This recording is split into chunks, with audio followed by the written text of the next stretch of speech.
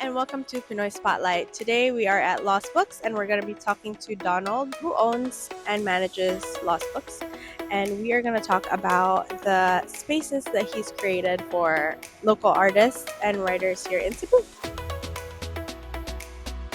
My name is Donald, and I am one of the co-owners of Lost Book Cebu.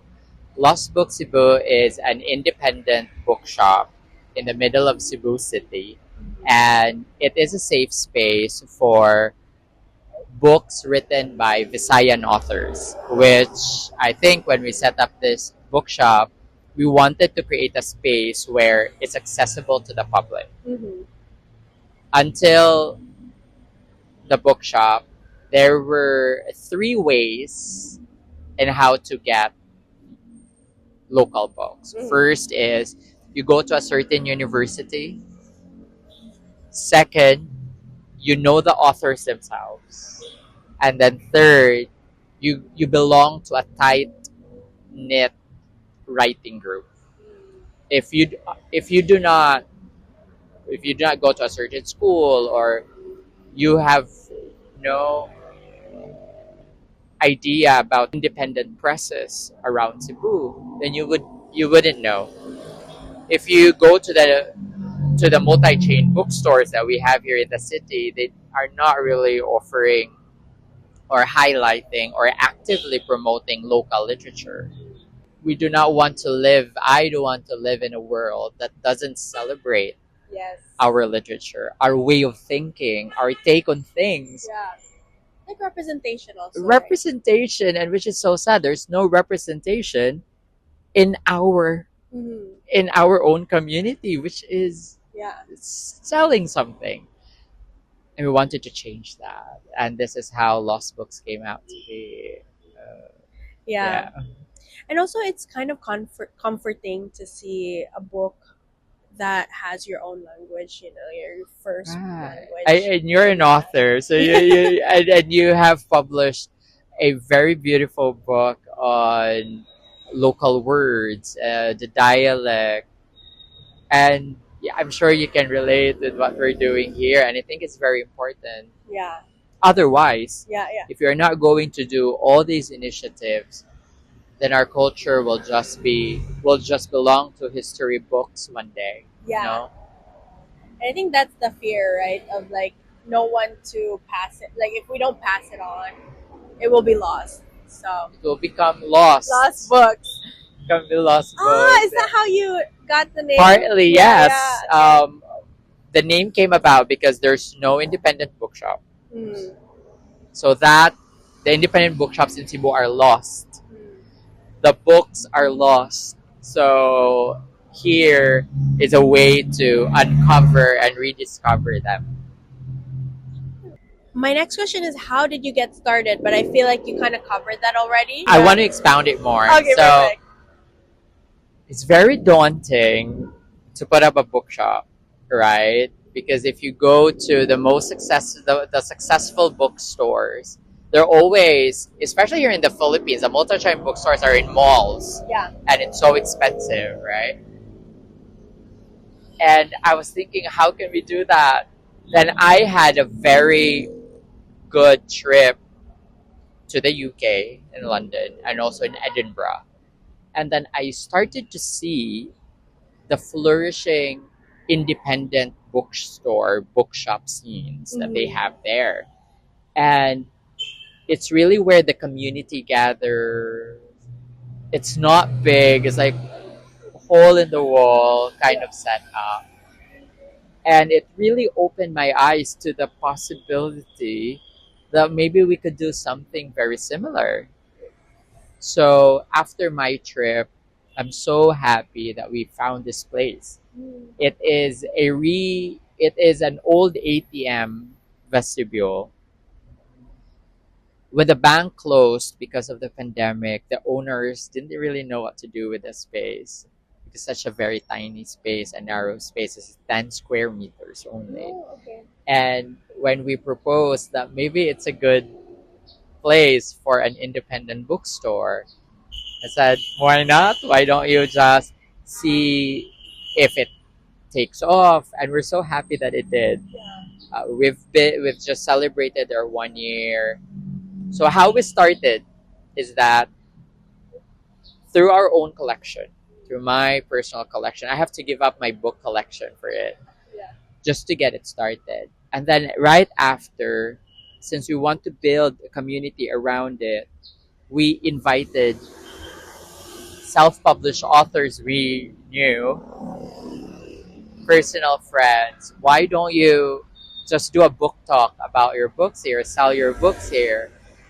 Why don't you launch your books here? So it really started as that, and now we've been talking to many publishers locally and also internationally to bring their books here. How can their books be available at our small bookshop?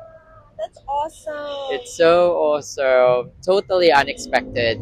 It's always a learning day for us here, always Yeah. something to look forward to. And you kind of mentioned earlier, Put, about it became more than just a bookshop, right? Like people come and then like We just really wanted a bookstore, that was it.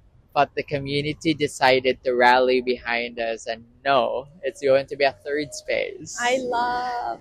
We just have to let it be. Yeah. And then when they started to ask us, can your place hold paintings of local artists, artworks of local artists? Oh yeah, you have I artworks. said, why also. not? Yeah. And really? You want that? You feel so compelled? And they do. They come here, they draw our space because they're so inspired, and then they just give it to us. And then all their paintings are here. And then it also started as artists putting up. Now we have an artist that we will, all his paintings are on our walls for the next 3 months. His name is Melver Mercado. He is a watercolorist in Cebu. So the wall is done by a local artist. His name is Donil Sondra. We wanted to capture, we wanted everything, like every nook in the bookshop to be intentional. Yeah. And rooted in the community and a celebration of Cebu.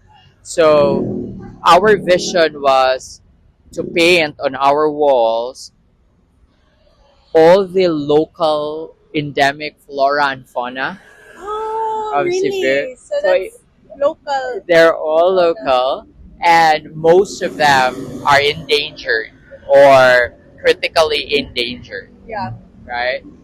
We have here a painting, this beautiful bird in black, yellow, and red called Cebu flower pecker. No one has seen it in the wild, the modern ones. But then before they were able to document it, but there's only a drawing that's survived, and that is the point of our reference. We have the Cebu bubuk, our owl. Yeah. The Visayan white spotted deer. There is the butterfly called Kawasan paper kite butterfly. It's only available in Cebu. Oh, okay. You can only see that in Cebu. We'll also have tabugon dragonfly. And if you remove the painting one by one, a whole story emerge because there are characters hidden on the frames as well. So everything here is just really enveloped with story, and that's really the intention that what we want to have. I have a very interesting answer to this one. Okay. It's because an independent bookshop in Cebu is not something unique. In the past, there are many who attempted to, and there were a few that was put up, but they always close. They always close down. And that is actually my vision and how to keep it open. Keeping it open, staying true, and still be authentic. I can only live for so long, right? And the next generation, someone has to take up the new mantle and keep it. I always am so curious how, for example, Shakespeare and Co. in Paris lived out for many years and still going strong till this day. And there are so many businesses, especially here in the Philippines, where the first generation, the people who put it up, very well intentioned, and then the next generation, no one understands the heart of it anymore. Now it shifts to more of money making more than community building. Yeah. I mean, there's nothing wrong with money making, but sometimes balance is very important. Yes. Yeah. So that is my goal, to stay relevant to the community. I don't want to be relevant to other parts of the world, Yeah. right? Or any other region of the Philippines, actually. I want it relevant to the community. Yeah. A place that the community can call their own and be proud of it. Even though we came up with this idea of it, Mhm. I don't feel like an owner. I feel like a custodian. Yeah. Like it belongs to the city. And when I move on, when I pass away, someone has to take up the mantle and be the new custodian. Yeah. What advice would you give Filipino writers who want to start their journey of publishing? Or I hope our space inspires people to put up their own bookstore. A lot of people have reached out to us and they're asking how can we start our own independent bookshop in their parts of the Philippines. So we just tell them like this is how we started. Each community is very unique. Like 1,707 islands. Can you imagine if each island has their own book community, has their own independent bookstore that really celebrates their culture? I think we'll learn so many things about the Philippines that we'll never otherwise know. It's only through the locals how they see their place. I want to harp on that, encouraging more people to put up their own bookstores. And also, traditionally, how we tell our stories is through oral medium, right? So now that we have books and we're able to introduce to a culture of writing and recording, so publish more.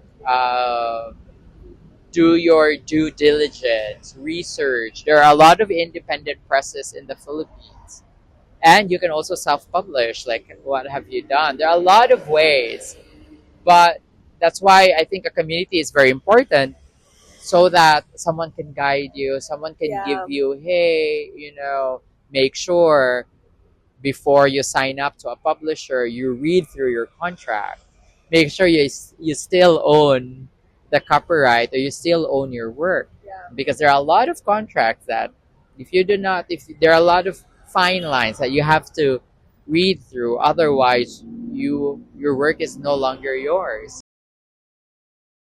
My opinion on technology is that I don't think it's really meant to replace yes. books. I think the intention of technology is to help people appreciate more stories because at the end of the day, books are just medium. What we are really selling are ideas, Yeah. stories. And there are many people who learn better when they're listening to Yeah. than reading. Yeah. And that's the beauty of technology. And a lot of people, they bring their Kindle and read here at our bookshop.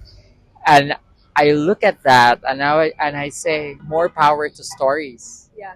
because that's the only way that we feel human. That's the only way we can connect to someone. It's really, and even to ourselves, connect to ourselves is the story we tell ourselves. And technology, I love technology and it celebrates that. And yeah, our space is open for both digital and also physical. That is so great. Awesome. Well, thank you so much. I don't want to take more of your time, Of course. but My it has been pleasure. so great to talk to you, and thank you so much Thank for the you. opportunity.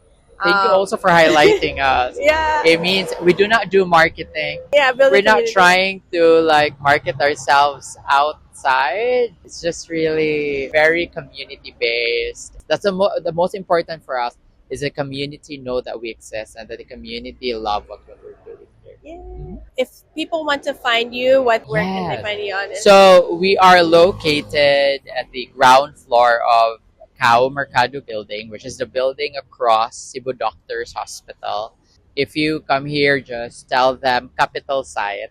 And then we're just very near the capital of Cebu. A lot of people discover our place just because they're in the area and just walking by. On Instagram. Yes, so we'll link not them very as active well. as much as we want to. We rarely post.